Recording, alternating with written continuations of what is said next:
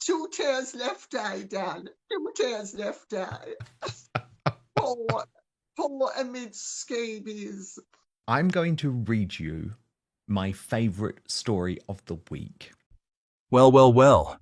The royal soap opera just dropped another twist. And this one's a career killer.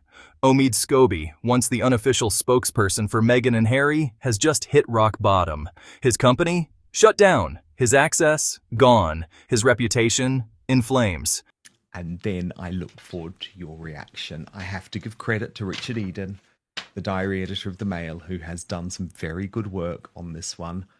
Omid Scobie's new humiliation. Meghan and Harry's cheerleaders company meets a very undignified end. Richard Eden reveals all. Let's dive into this.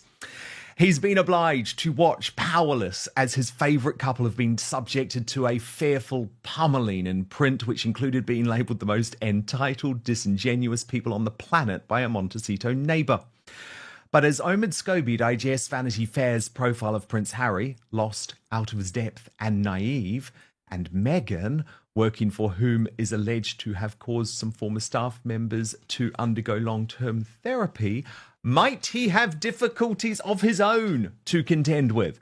I ask, Richard Eden says, because Scobie's company, Me has been closed down after being on the receiving end of a compulsory strike-off notice in December. Seemingly indifferent to that warning, Scobie, who recently moved to California so that he's now, it's said, approximately 2 hours drive from Harry and Meghan, took no action. In consequence, Me which Scobie established in 2016 and of which he has always been the sole director, has been dissolved. This means that it ceases to have a legal owner, with the result that its bank account is frozen and any assets are passed to the Crown. It is a peculiar fate for an author who has had an intense, if changeable, relationship with the royal family. Back in 2020, he described the reporting of the monarchy as celebratory, adding that he'd challenge anyone to find a negative story he had written about the Windsors. 3 years later, he struck a much less celebratory note, saying it was important to write a full story without fear or favour, regardless of the consequences. While always a tireless cheerleader for Meghan and by association for Harry, Scobie appears to have taken a splendidly aristocratic attitude to niceties such as paperwork required by Companies House. December's compulsory strike-off notice was the fourth issued against Me. Back in 2022, the company dodged being shut down by filing 3 sets of annual accounts in a single day in April that year.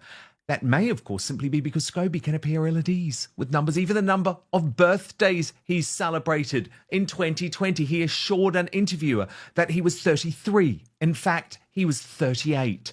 Now 43, and these are my words, looking weirder and weirder by the day.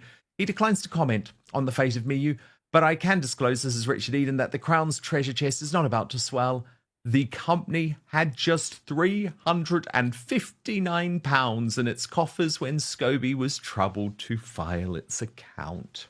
And the best part? Meghan and Harry, the very people he backed at every turn, have officially thrown him under the royal bus. Let's break it all down. For years, Omid Scobie sold himself as the royal expert with the inside scoop, especially on Meghan and Harry. He co-authored Finding Freedom. Two tears left eye, Dan. Two tears left eye. poor Omid Scabies. Well, you know, as the Jamaicans say, you spit in the sky, it will fall in your eye.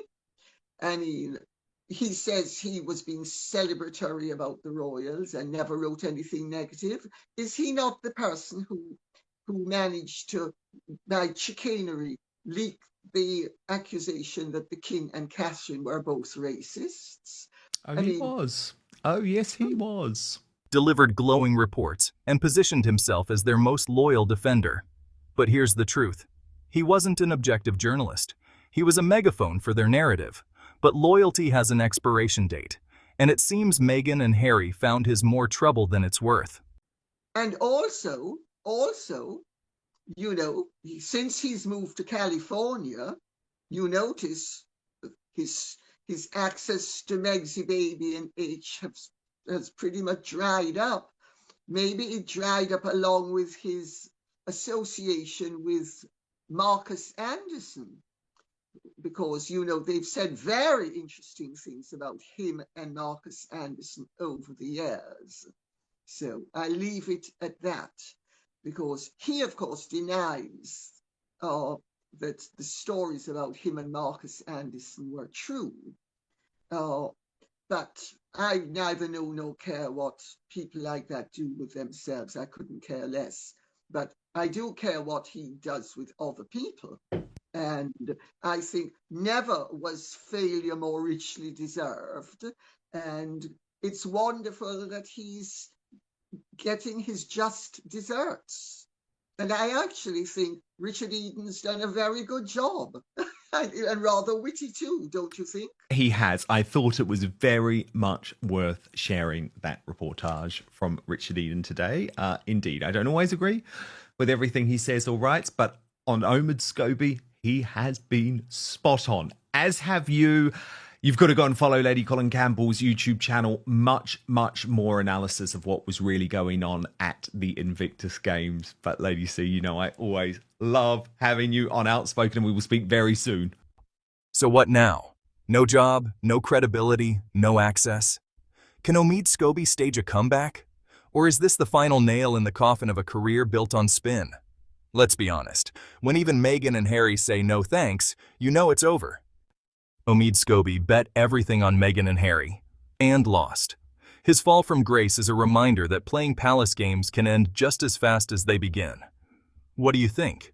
Is this the end of Omid's media career, or will he resurface with another angle? Drop your thoughts in the comments. Like this video if you think karma just clocked in. And don't forget to subscribe for more updates and breakdowns from the royal battlefield. Until next time, stay sharp.